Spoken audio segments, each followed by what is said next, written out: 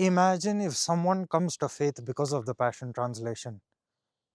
Imagine if more people come to faith because of a translation that was easier to read rather than shoving the KJV down into their throat.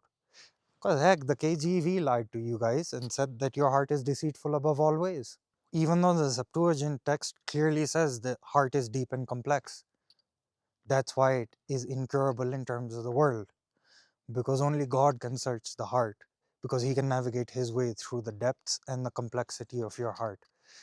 And if you still want to believe your heart's deceptive, Jesus is going to give you a new heart. That's reiterated from the Old Testament and echoed straight through the New Testament, where he's basically talking about, I'll give you a new heart, one that is tender and made of flesh rather than of stone, and I will write my laws upon your heart. But here's the biggest thing. 1 John 2:14 says, young men, I write to you because the word of God lives in you, and you have overcome the evil one. You need to believe that's true to you. If you're a young man and you're watching this, I want you to believe in one thing and one thing only. 1 John 2:14. Young men, I write to you because the word of God lives in you. That means Christ in you, and you have overcome the evil one. Those two things you need to know. Because that message is going to defeat the purpose of what they're trying to do in society by destroying masculinity right now. Everything that you see on the news, everything that you see in politics is trying to destroy masculinity. And the biggest form of masculinity is the fact that John wrote in 1 John chapter 2, he, especially in verse 14, he's writing to men, he's writing to fathers, and he's writing to young men. And that chapter, I urge, if you're a man, if you're a father, or if you're a young man, 1 John 2:14 should be your motto. You have known him who was from the beginning, and young men, I write to you because the word of God lives in you and you have overcome the evil one. Trust those words. They're from John. I'm just quoting them. They're from John the Beloved. He wrote 3 letters to himself, and that's exactly what statement he wanted to make out of that. Why do you think Jesus was choosing young men? Dude, some of them were teenagers or young enough to be young adults or whatever at that point in time. He was choosing them because he knew they were going to lead a new era into the church.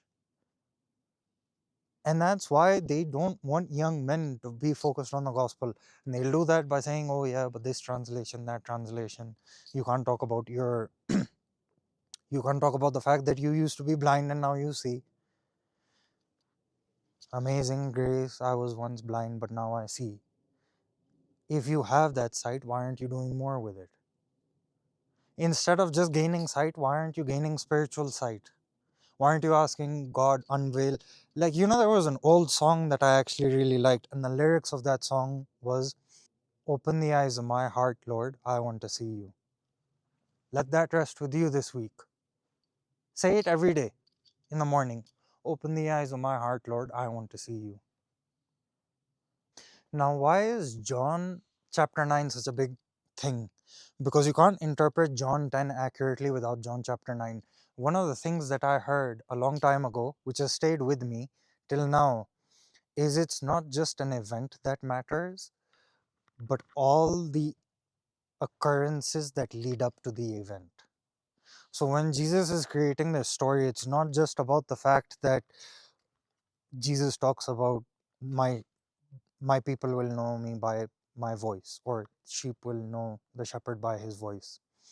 It's not just about Jesus talking about that. In a bigger aspect, it's also talking about just one thing and one thing only. The sequence of events that permeated that. How did that come to be? The sequence of events that caused the main big event to happen, matter more because they supplement and complement whatever is happening and whatever is going on.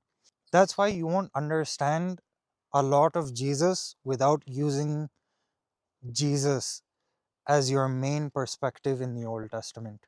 A lot of you write off the Old Testament as saying, oh, it's a part of the Old Covenant and whatnot. You will never understand Jesus' finished work on the cross without using him as your biggest perspective in the Old Testament while you read it. And the Old Testament will reveal bigger things to you than anything else. Like, for example, what happens when you actually walk with God. You end up like Enoch and Elijah, two of the people that were recorded to have never died. Elijah taken up in flames and or a whirlwind, and Enoch, the one person that never died and went up in a chariot of fire. Actually walking with God and having a really close relationship with God means that you will never know death. That's why Jesus is talking about it.